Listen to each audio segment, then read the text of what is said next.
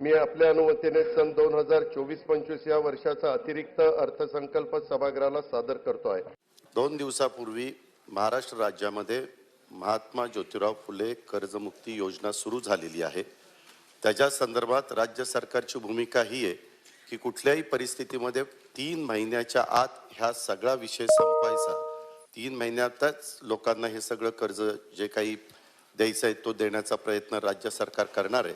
परंतु हा प्रयत्न करत असताना विरोधी पक्ष नेते आपण जो मुद्दा उपस्थित केला सोलापूर जिल्ह्याच्या संदर्भातली माहिती आणि त्याच्याचबरोबर इतर ठिकाणची काही जिल्ह्यातली आता रब्बीच्या जिल्हे तसे कमी आहे त्याच्याबद्दलची माहिती त्या ठिकाणी घेतली जाईल आणि शेतकरी तिथले वंचित राहत असतील तर ते वंचित कसे राहणार नाही त्यांना पण ह्याचा लाभ कसा मिळेल याबद्दलचा प्रयत्न निश्चितपणे सरकारच्या वतीने केला। राज्य सरकारने शेतकऱ्यांसाठी जाहीर केलेल्या कर्जमाफीचा लाभ अतिवृष्टीमुळे नुकसान झालेल्या शेतकऱ्यांना दिला जाईल अशी ग्वाही उपमुख्यमंत्री अजित पवार यांनी आज विधानसभेत दिली।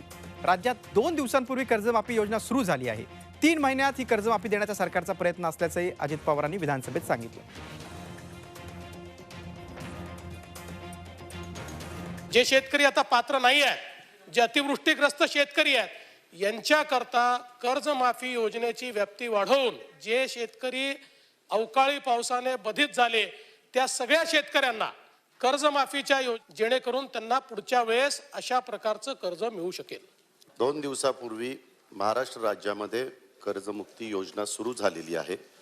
त्याच्या संदर्भात राज्य सरकारची भूमिका ही आहे की कुठल्याही परिस्थितीमध्ये 3 महिन्याच्या आत ह्या सगळा विषय संपवायचा। 3 महिन्यातच लोकांना हे सगळं कर्ज जे काही द्यायचं आहे तो देण्याचा प्रयत्न राज्य सरकार करणार आहे।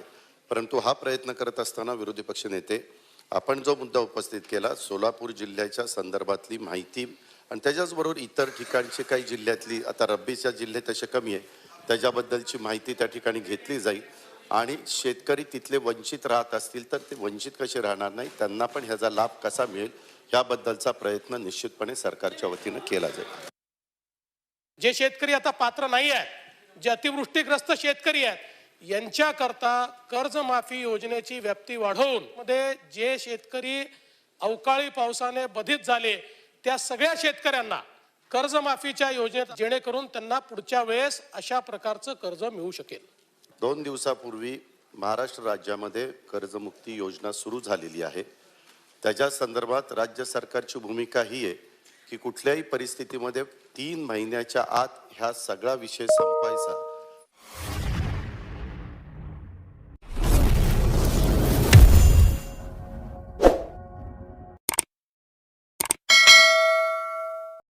मी आपल्या अनुमतीने सन 2024-25 या वर्षाचा अतिरिक्त अर्थसंकल्प सभागृहाला सादर करतो आहे।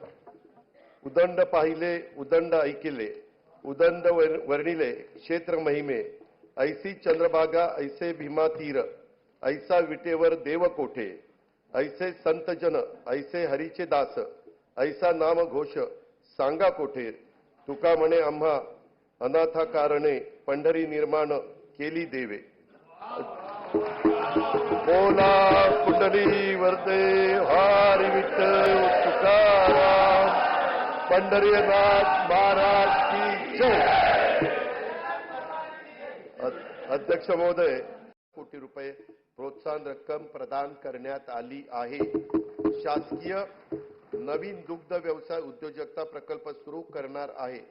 पशुसंवर्धन, दुग्ध व्यवसाय, पशुचारा आणि पशुखाद्य उत्पादन या क्षेत्रात नव उद्योजक निर्माण करणे, रोजगार आणि स्वयंरोजगाराच्या माध्यमातून शेतकऱ्यांच्या मध्ये आर्थिक उन्नती साधणे, पशूंची उत्पादकता वाढवणे हा या प्रकल्पाचा उद्देश आहे। नोंदणीकृत 2,93,000 गायींचे दूध उत्पादकांना प्रति लिटर 5 रुपये प्रमाणे 223,83,00,000 रुपये अनुदान वितरित करण्यात आले आहे। राहिलेले अनुदान देखील त्वरित वितरित करण्यात येईल।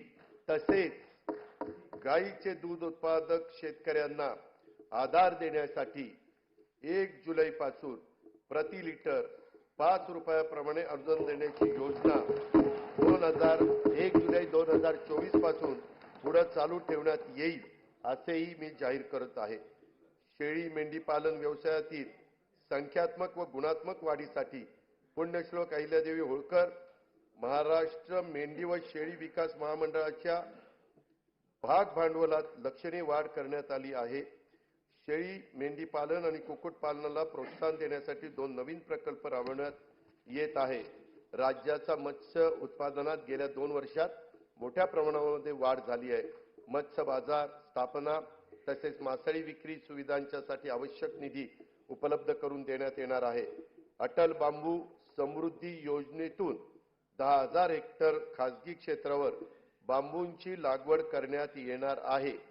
त्यासाठी शेतकऱ्यांना बांबू रोपे तसेच इतर आवश्यक बाबींकरता प्रति रोपासाठी 175 रुपयाचं अनुदान देण्यात येणार आहे. राज्यातील पडीक जमिनीवर मोठ्या प्रमाणावर बांबूची लागवड करण्यात येणार आहे. नंदुरबार जिल्ह्यातील 1,20,000 रुपये क्षेत्रावर बांबूची लागवड करून या योजनेची सुरुवात करण्यात येणार आहे. शेतमालाच्या स्थानिक पातळीवर साठवणुकीसाठी गाव तेथे गोदाम ही योजना राबवण्यात येणार आहे. या योजनेत पहिल्या टप्प्यात 100 नवीन गोदामांचे बांधकाम तसेच अस्तित्वातील गोदामांची दुरुस्ती केली जाणार आहे.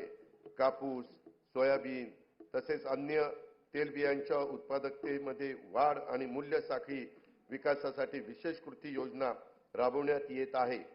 या योजनेसाठी सन 2024-25 मध्ये 341 कोटी रुपयाचा निधी उपलब्ध करून देण्यात येत आहे. आधारभूत किमतीनुसार खरीप व रब्बी हंगामातील कडधान्य व तेलबियांच्या नाफेड मार्फत खरेदीसाठी 100 कोटी रुपयाचा फिरता निधी स्थापन करण्यात येईल. कापूस व सोयाबीन पिकांच्या राज्याच्या शेती उत्पन्नामध्ये मोठा वाटा आहे.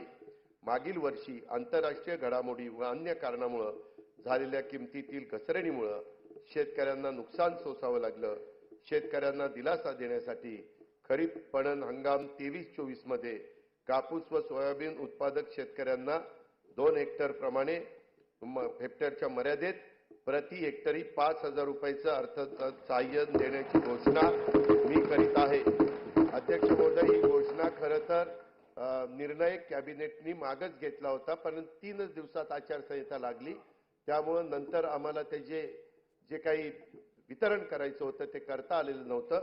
आता आम्ही पुन्हा हे आचारसंहिता संपल्यावर हे 5,000 रुपयाचं अर्थसहाय्य देणं हे कापूस सोयाबीन शेतकऱ्यांच्या करता तो निर्णय सरकारने घेतलेला आहे. कांदा उत्पादक शेतकऱ्यांना अर्थसहाय्य करण्यासाठी सन 2023-24 या वित्तीय वर्षात 350 रुपये प्रति क्विंटल प्रमाणे 151 कोटी 66 लाख रुपये अनुदान देण्यात आलं आहे. कांदा आणि कापसाच्या हमीभावाने खरेदी करण्यासाठी प्रत्येकी 200 कोटी रुपयाचा फिरता निधी निर्माण करण्यात येत आहे. खरीप पणन हंगाम 2023-24 मध्ये 6 लाख धान उत्पादक उल्वे नवी मुंबई येथे युनिटी मॉल बांधण्यात येत असून त्यातून महिला बचत गट व कारागिरांना उत्पादनाच्या प्रदर्शन व विक्रीसाठी हक्काचे व्यासपीठ उपलब्ध होईल. महिला बचत गटांनी उत्पादित केलेल्या वस्तूंना सध्या उमेद मार्ट आणि ई-कॉमर्स ऑनलाईन प्लॅटफॉर्म तसेच प्रदर्शनाच्या माध्यमातून बाजारपेठ उपलब्ध करून दिली जाते. याद्वारे आतापर्यंत 15 लाख महिला ह्या लखपती दीदी होण्याचा मान मिळाला असून या वर्षात 25 लाख महिलांना लखपती करण्याचं उद्दिष्ट शासनाने ठरवलेलं आहे. महिला लघु उद्योजकांसाठी या आर्थिक वर्षापासून पुण्यश्लोक अहिल्यादेवी होळकर महिला स्टार्टअप योजना सुरू करण्यात येणार आहे. स्टार्टअपच्या अनुषंगाने अखिल भारतीय स्तरावरील महासंमेलन राज्यात आयोजित करण्यात येईल. पर्यटन क्षेत्रातील महिला लघु उद्योजकांनी 15 लाख रुपयापर्यंत घेतलेल्या कर्जावरील व्याजाचा परतावा शासनाकडून करण्यासाठी आई योजना सुरू करण्यात आली आहे. त्यातून 10,000 रोजगार निर्माण होणार आहे. महिला व बाल वन्य प्राण्यांच्या हल्ल्यात जीवितहानी झाल्यास द्यावयाच्या नुकसान भरपाईच्या रकमेत 20 लाख रुपयावरून 25 लाख रुपये आणि त्यात कायमचं अपंगत्व आल्यास 5 लाख रुपयावरून 7.5 लाख रुपये, गंभीर जखमी झाल्यास 1.25 लाख रुपयावरून 5 लाख रुपये, किरकोळ जखमी झाल्यास 20,000 रुपयावरून 50,000 रुपये अशा प्रकारची वाढ करण्यात आली आहे. शेती पिकाच्या नुकसान भरपाई करता देय रकमेत कमाल मर्यादेत पहिली 25,000 रुपये होती, ती आता आम्ही 50,000 रुपये वाढ करतोय. पशुधन हानीच्या नुकसान भरपाईतही भरीव अशा प्रकारची वाढ करीत आहोत. विविध कारणांमुळे अपूर्ण राहिलेले सिंचन प्रकल्प पूर्ण करण्यासाठी गेल्या 2 वर्षापासून विशेष मोहीम राबवण्यात येत आहे. आतापर्यंत 108 प्रकल्पांना सुप्रमा देणे. स्त्री ही कुटुंबाचा आधार असते. आता ती एकूणच समाजाचाच केंद्रबिंदू होते आहे. कुटुंबाचं व्यवस्थापन आणि अर्थार्जन अशा दोन्ही आघाड्यांवर ती लढते आहे. हे खाती कुटुंब सांभाळणाऱ्या कर्तबगार मुलं घडवणाऱ्या महिलाही आपल्याला पाहायला मिळतात. वेगवेगळ्या परीक्षांच्या निकालाच्या वेळी तर मुलींची आघाडी हा तर आता नियमित होऊ पाहतो आहे. अशा आपल्या कर्तृत्वान माय भगिनींना संधीची कवाडे आणखी खुली करणे, त्यांना प्रोत्साहन देणे हे सरकार म्हणून आपले कर्तव्यच आहे. म्हणून आमच्या लेकी बहिणींच्यासाठी मुख्यमंत्री माझी लाडकी बहीण योजना ही महत्वाकांक्षी आणि व्यापक योजना आज मी घोषित करत आहे. महिलांचे आर्थिक स्वातंत्र्य व स्वावलंबन, आरोग्य व पोषणासहित सर्वांगीण विकासासाठी या योजनेअंतर्गत वय 21 ते 60 वर्ष वयोगटातील पात्र महिलांना शासनातर्फे दरमहा 1,500 रुपये प्रदान करण्यात येतील. मुख्यमंत्री माझी लाडकी बहीण योजनेसाठी दरवर्षी 46,000 कोटी रुपयाचा निधी उपलब्ध करून देण्यात येईल. योजनेची अंमलबजावणी जुलै 2024 पासून करण्यात येईल. आपल्या शासनाने सन 2023-24 पासून लेक लाडकी योजना सुरू केली आहे. मुलींच्या चालणार आहे का? हे राज्य चालू शकणार आहे काय? राज्य डिफॉल्ट मध्ये जाईल. आणि म्हणून सरसकटचा अर्थ काय आहे? तर सरसकटचा अर्थ असा आहे की कुठलीही लँड होल्डिंग ची अट न ठेवता जे डिस्ट्रेस मध्ये आहेत त्यांना.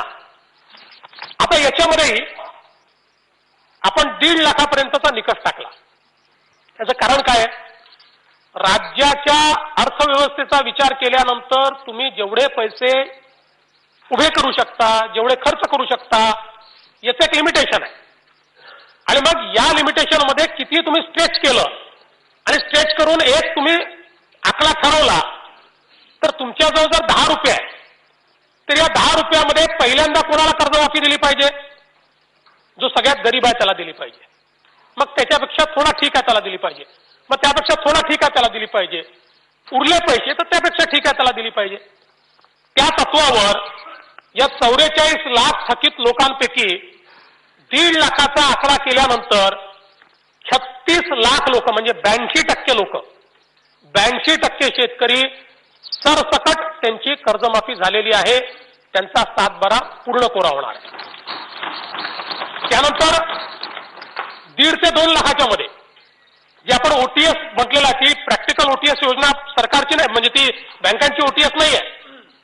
बँकांच्या ओटीएस मध्ये हेअर कट असतो. यात हेअर कट नाही, आपण जे पैसे भरतोय ते व्याजासहित भरतोय. त्यामुळे आपण आता जे 1.5 ते 2 लाख आहे याच्यामध्ये किती शेतकरी आहेत? 3 लाख शेतकरी याच्यामध्ये आहेत. 1.5 ते 2 लाखामध्ये म्हणजे कोणाचे 1,60,000 रुपये, कोणाचे 1,70,000 रुपये, कोणाचे 1,75,000 रुपये.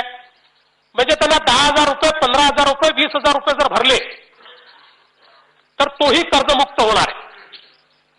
त्याच्यानंतर आपण जर 2 ते 2.5 लाखाचा विचार केला तर त्याच्यामध्ये परत 1.5 लाख शेतकरी आहेत. म्हणजे ज्यांना 30,000 रुपये, 40,000 रुपये, 50,000 रुपये, 60,000 रुपये भरल्यानंतर त्यांचाही 7/12 पूर्णपणे कोरा होणार आहे. आणि मग आपण जर वरच्या शेतकऱ्यांचा विचार केला, 3.5 ते 4 लाखामध्ये 37,000 शेतकरी आहेत. 4 ते 4.5 लाखामध्ये 26,000 शेतकरी आहेत. आणि 4.5 ते 5 लाखामध्ये 35,000 शेतकरी आहेत. त्यामुळे या 44,000 शेतकऱ्यांपैकी अगदी 5 लाखापर्यंतचे शेतकरी यांचा जरी आपण विचार केला, त्यांनाही 1.5 लाख रुपये आपण देऊ, तरी देखील राज्यातले फक्त 46,000 शेतकरी असे उरतात की ज्यांचं 5 लाखाच्या वर कर्ज आहे. आणि ते थकीत आहेत. बाकी या 44 लाखापैकी सगळे शेतकरी 46,000 जर सोडले तर ह्याही 46,000 ते लागू आहे, पण कदाचित त्यांना असं वाटेल 1.5 लाखाकरता कशाला करायची. मग आता काही लोक म्हणतात की तुम्ही यांच्या खात्यात भरून टाका. खात्यात भरून टाका हे याकरता आपण ओटीएस का म्हटलं. समजा 3 लाख रुपयाचं कर्ज आहे, 1.5 लाख रुपये आपण भरले आणि त्यांनी 1.5 लाख भरले नाही तर हे 1.5 लाख त्याच्या व्याजात वसूल होऊन जातील आणि तो पुन्हा जसाच्या तसाच कर्जबाजारी राहील. आणि म्हणून आम्ही बँकांना काय विनंती केली आहे, आता मी परवा SLBC घेतली, बँकांना विनंती केली हे तुम्हाला कधी न मिळणारे पैसे मिळत आहेत, त्यामुळे तुम्ही त्याचे हप्ते पाळून द्या. सुरुवातीचे हप्ते त्याचे घ्या, शेवटचे हप्ते आमचे घ्या, तुमचं अकाउंट सेटल होईल. त्याला जर 2-3 वर्षाचे हप्ते मिळाले तर तो ते पैसे भरू शकेल आणि त्यातनं तो देखील या कर्जाच्या फेऱ्यातनं बाहेर येईल. आणि म्हणून हे जे इन्स्टिट्यूशनल क्रेडिट सिस्टीम मधनं बाहेर गेलेले 44 लाख खातेदार आहेत त्यांना त्या सिस्टीम मध्ये परत आणण्याकरता ही योजना आपण या ठिकाणी तयार केलेली आहे. त्यासोबत मग हाही प्रश्न होता आणि मी विधानसभेच्या सभागृहात हे घोषित केलं होतं की जे रेग्युलर भरणारे आहेत त्यांचा देखील आम्ही विचार करू, त्यांना काहीतरी इन्सेंटिव्ह देऊ. कारण हे साहजिक आहे, त्यांना असं वाटतं की आम्ही डिफॉल्टमध्ये गेलो नाही तर आम्ही काही चूक केली आहे का, तर त्यांचा देखील विचार झाला पाहिजे. आणि म्हणून त्यांचाही विचार आपण केला आणि 25,000 किंवा 25% पण 15,000च्या खाली नाही अशा प्रकारे त्यांनाही आपण इन्सेंटिव्ह देतो आहोत. आता कोणी म्हणू शकता कमी आहे, कोणी 50,000 म्हणताय, कोणी 75,000 म्हणताय, पण शेवटी हा इन्सेंटिव्ह आहे आणि ते रेग्युलर कर्ज भरताय. आणि मी हेही सांगतो की भविष्यातही अशा लोकांना अजून आपल्याला इन्सेंटिव्ह देता येतील, पण आज राज्याच्या अर्थव्यवस्थेवर आपण ताण जेवढा टाकू शकतो, गेल्या पुढच्या 2-3 वर्षामध्ये जेवढा ताण आपण सहन करू शकतो त्या ताणाच्या आधारावर आपल्याजवळ जे काही पैसे उपलब्ध आहेत त्यातनं आपण यांना हे पैसे दिलेले आहेत. आणि म्हणून मला असं वाटतं की हा इन्सेंटिव्ह आता आपण दिलाय याचा अर्थ भविष्यात देणारच नाही असं नाही. भविष्यातही रेग्युलर भरणारे जे आहेत त्यांच्याकरता काही ना काही योजनांचा विचार राज्य सरकार पुन्हा नव्याने करू शकतं. आज ती परिस्थिती नाही आहे म्हणून आज त्याची घोषणा आम्ही करत नाहीये. आता याच्यामध्ये एक मुद्दा सातत्याने बोंडे साहेब आपण मांडला, विरोधी पक्षनेते आपण मांडला, अजितदादा आपण देखील अतिशय जोमानं तो मुद्दा मांडला, तो म्हणजे पुनर्गठित शेतकऱ्याचा.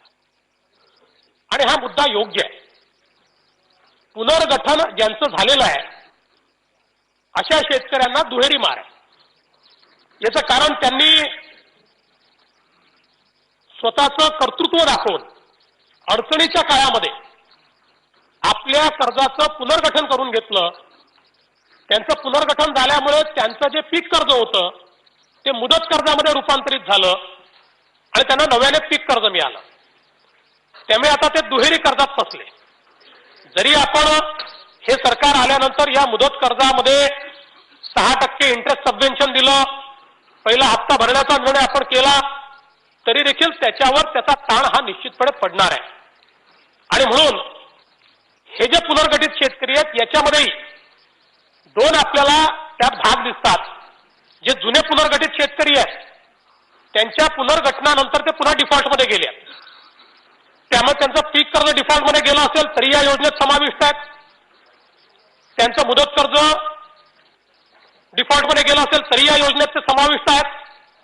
पण काही अशी आहेत की जे डिफॉल्टमध्ये गेलेले नाहीत, पण त्यांचं जे 2016 साली पुनर्गठन झालं त्यामुळे त्यांच्यावर जो दुहेरी मार आहे आणि म्हणून त्यांनाही या योजनेमध्ये समाविष्ट करून त्यांचंही 1.5 लाखापर्यंतचं कर्ज रद्द करण्याच्या संदर्भातला निर्णय राज्य सरकार या ठिकाणी घेईल.